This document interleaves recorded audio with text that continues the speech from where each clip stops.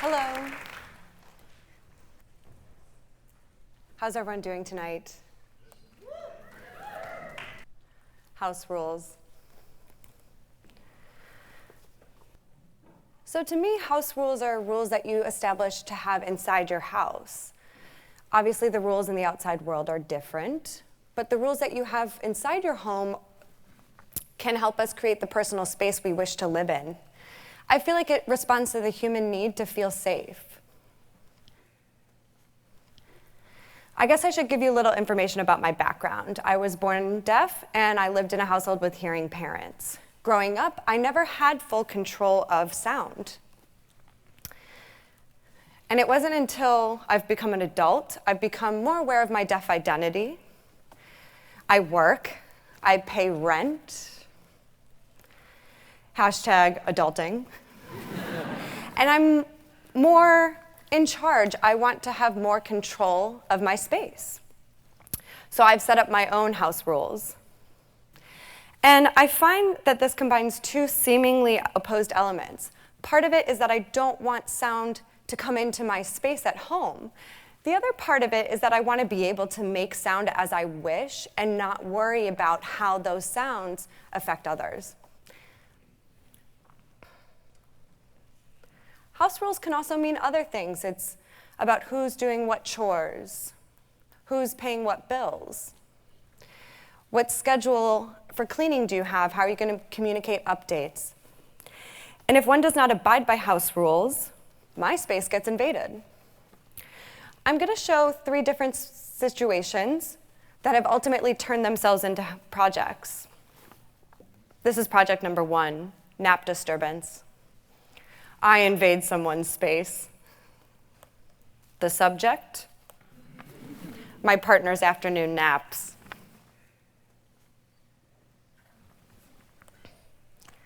This is my living room. You can see our mustard couch. That's where my partner likes to take his naps in the afternoon. It looks a little bit like a crime scene in this photo.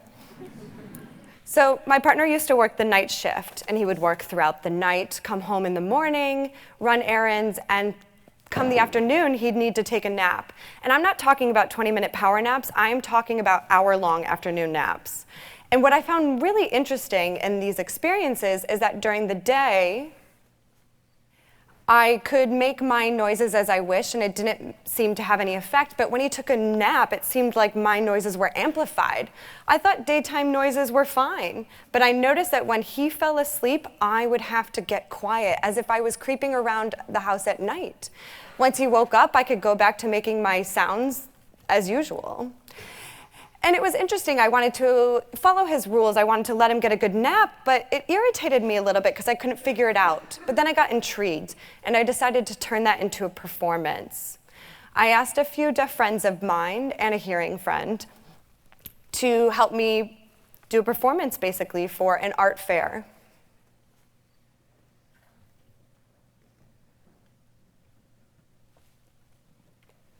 So the first step in coordinating this performance is to find the costume. And I wanted to think of something that would allow the expectation of visually fading into the background take place. The same that you expect when a person is sleeping to have noise fade into the background. I wanted to become invisible.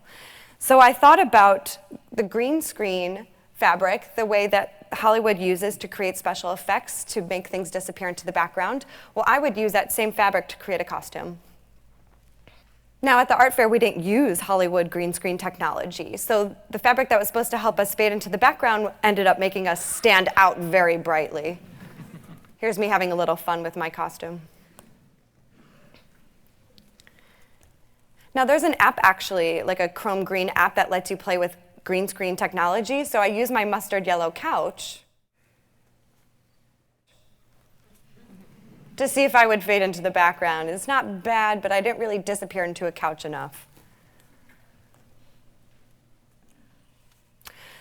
The next step in planning the performance was choreography. So we decided to choreograph our moves and gestures that come from our everyday experiences growing up as a deaf person.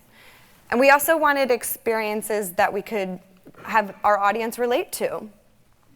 So we set up different schemes of domestic activities using different props that you would find in the house, such as trash cans, dishes, cups, newspaper.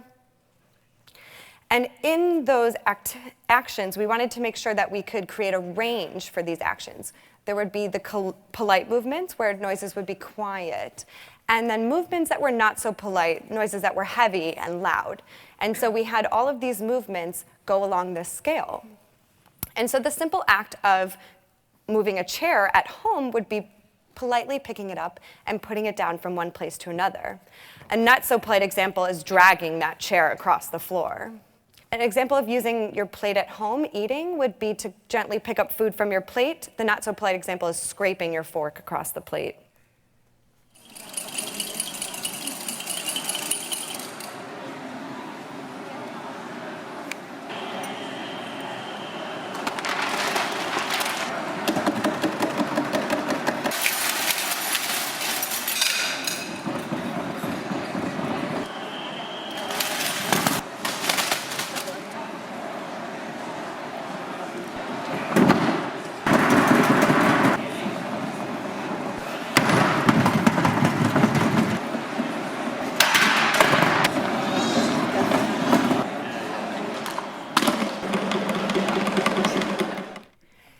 You know, we had 2 days to rehearse for this performance, and we wanted to make sure we had the choreography in place, and so we made sure to practice the different movements. And it was interesting, as a deaf person, we've always had to be mindful to make polite noises, but for the performance, we had to let that go and decolonize what we've learned about sound.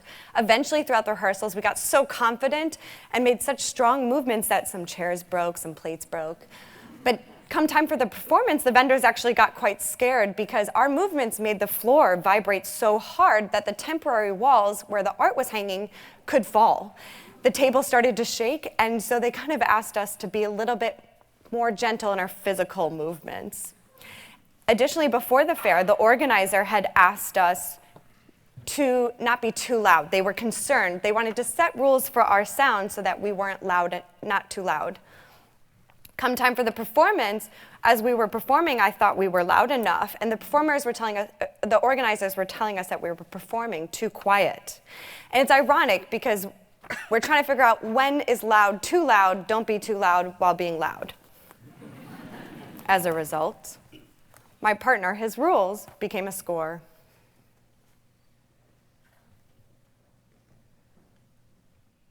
Here we are.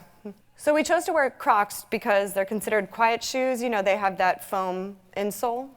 But visually, they are loud AF.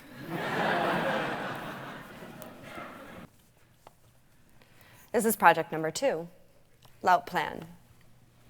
My space being invaded. The subject, church bells on my block. So this is the view from my living room.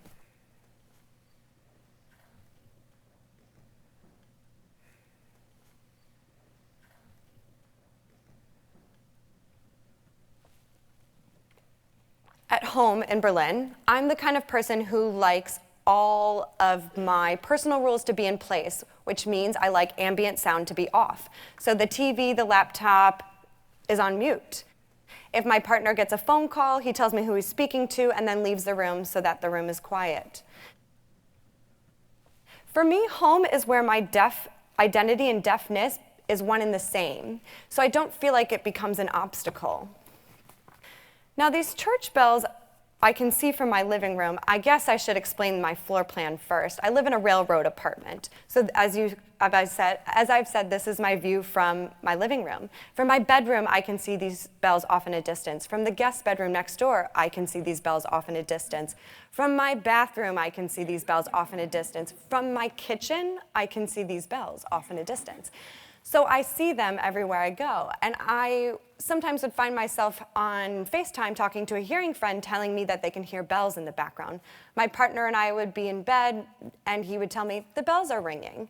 And I can see them moving myself, and there was no predictability to them. There wasn't a schedule that I could identify and figure out. And it felt like this feeling of out of sight, out of mind no longer could be the case. This is insight on my mind ringing all the time. And it became, in a sense, a symbol of a nuisance for me. This is sound that is invading my space without my permission, without me even knowing. It feels like these bells have gone behind my back. I got annoyed by this. I couldn't figure out when they would ring. And I feel like my internal sense of house rules crumbled. I got passive-aggressive about these bells. Like, these bells were ringing, and I couldn't figure it out. So after months of looking, reacting, thinking, obsessing, I decided, I've got to stop doing this and act. So I reached out to the church and asked if I could get some more information about the bells.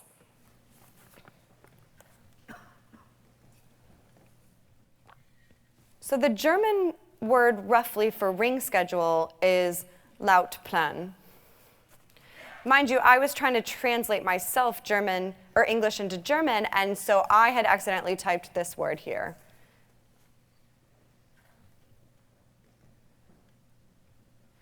Which roughly translates as loud schedule. Well, I thought that fit. So I've used that as the name of my project.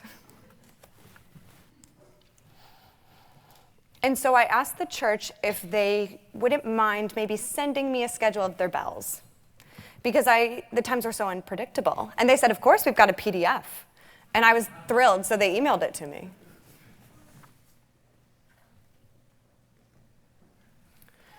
I was a little excited to get a PDF. I couldn't believe it. So you can see that they have days of the week numbered 1 through 7 under the word Wochentag. And it seems like some days of the week, bells ring twice, sometimes they ring 3 times a day. And then you can see the times that the bells ring. They're not even the same duration, nor are they in a normal, typical, timely schedule. And then the word Glock indicates which bells are ringing at what time. And I thought, wow, okay, there's a schedule. So now I can predict when the bells are ringing. What's next? So then I thought I'd contact the church and ask if I could visit. They said sure, so I was excited. They invited me to come Thursday morning at 8:25 in the morning.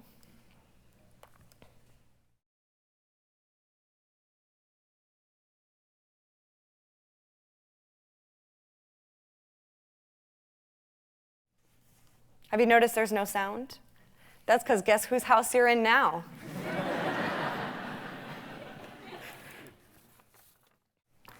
It was such a surreal experience being able to see these bells ring. This is something I've spent months looking at as a small, singular object, but now I am standing right next to them, and I see my apartment small and off into the distance. So I actually made multiple visits. I talked to people who work with the bells. I found out that there were 4 different bells. And I wanted to get more information. And so the church sent me another PDF, my best friend. So this is what they emailed me.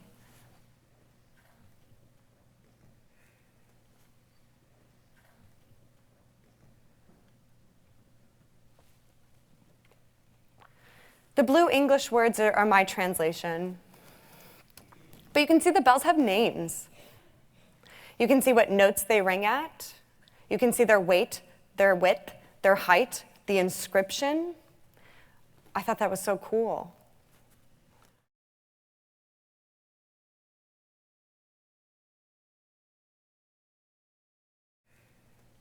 This is Sunday morning with the bells in all of their glory.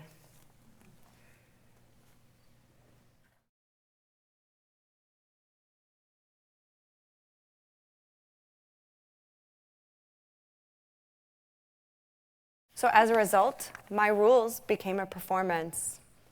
So with all of this information I collected, all the video and audio recordings I had made, and the PDFs, I was trying to figure out what to do with them. Additionally, I was researching into my understanding of bells from youth to adulthood and the history of bells, and I turned all of that into a performance.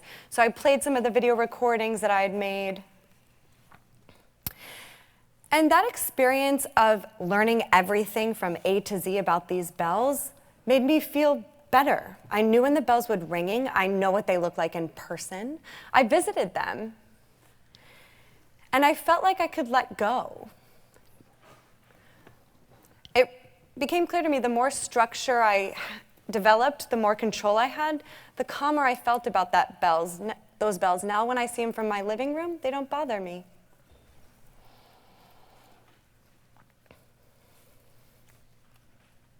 I feel like my internal sense of house rules have been restored. I'm back to my old OCD self. As you can see here, I'm quite pregnant. I was about 8 months pregnant at this point. I had a month to go, which brings me to my final project. Sound diet. Curbing the invasion of our space. Subject, everyone and everything. So you, and you.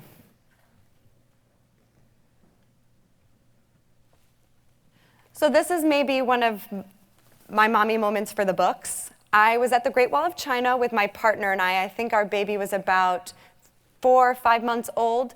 We were so worried about the crowds at the Great Wall of China that we arrived as early as could be, roughly 7 in the morning, and there was no one there. So when it came time to breastfeed her, I was able to just sit there and feed her. It was really an amazing moment. I should say my partner is hearing, my baby is hearing. And so I found that I became a little overly concerned about how we would raise her. My partner speaks German. There's also German Sign Language. I use American Sign Language. There's her need to have some access to English, and so we weren't sure what to do. Part of my concern came from the reality that we live in a world that follows the power of spoken language. So it's easy to see households favor spoken languages over sign languages. And I've seen couples who are deaf and hearing, and they raise a hearing child, and if they don't set rules for communication in their household to make sure that there's an equal balance between signed and spoken languages, their child ends up speaking more than signing. And I didn't want that. So that's how we came up with the idea of a sound diet. And mind you, this doesn't just apply to babies. This could be for adults as well.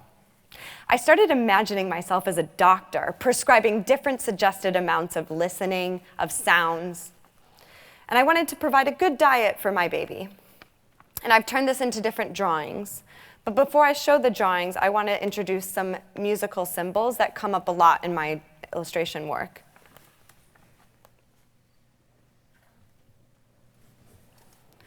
You might be familiar if you've taken a music class, but this P means piano. So if a person is playing an instrument, on the musical score, if a P is by the note, that means you play that note quietly.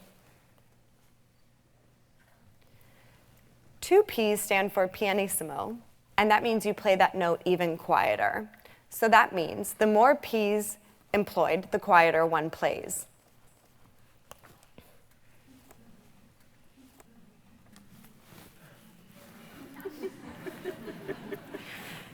This is the suggested amount of watching Netflix with the volume up when a baby is in close proximity.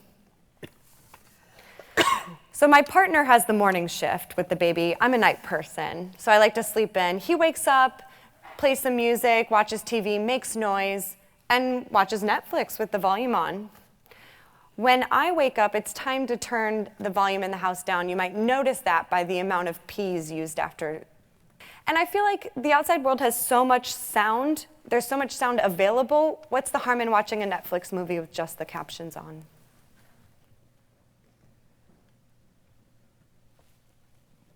This is the suggested amount of listening to Spotify on laptop when a baby is in close proximity. And also, this score is the measure of one day. So the first P is the beginning of the day, maybe 5, 6 in the morning. And that last P is the end of the day, maybe 7:30 or 8. And so this score shows the full measure of a day. When you have a baby, the days just get longer.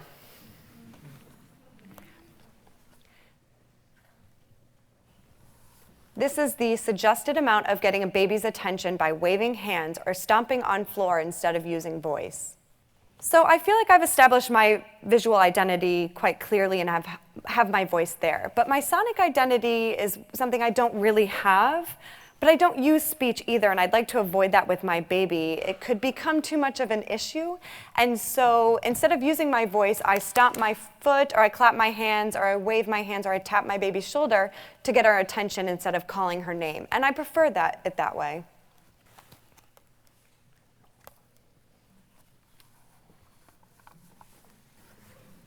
This is the suggested amount of allowing friends to sing songs to a baby.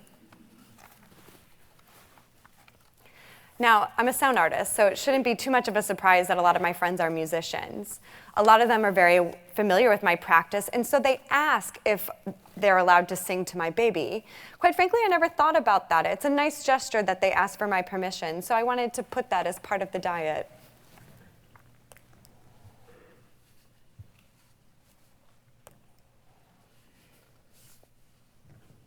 This is the suggested amount of sound toys for a baby to play with.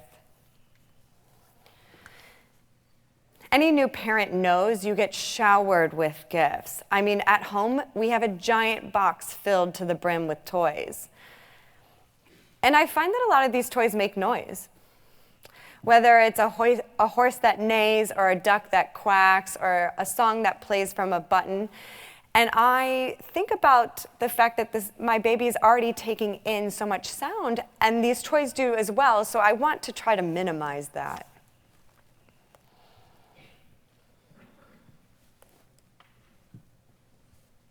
This is the suggested amount of spoken language with a baby whose parents communicate in sign language.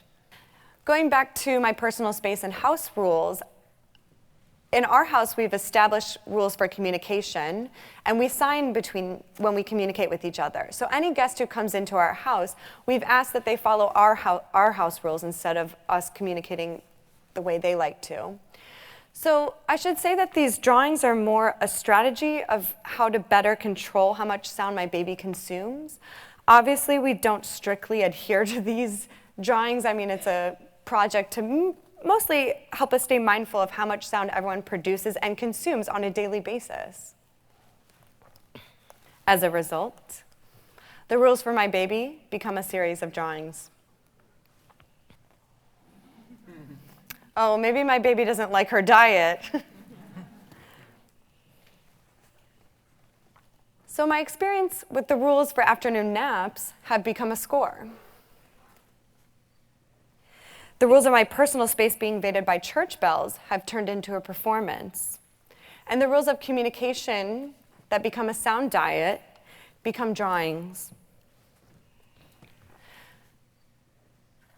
I feel like rules can be perceived as a challenge or a limitation or a restriction, but rules are also a good place to get great ideas, especially at home. So I encourage everyone, after this conference is done and when you get home, I challenge you to set some rules for yourself and see what happens. Thank you.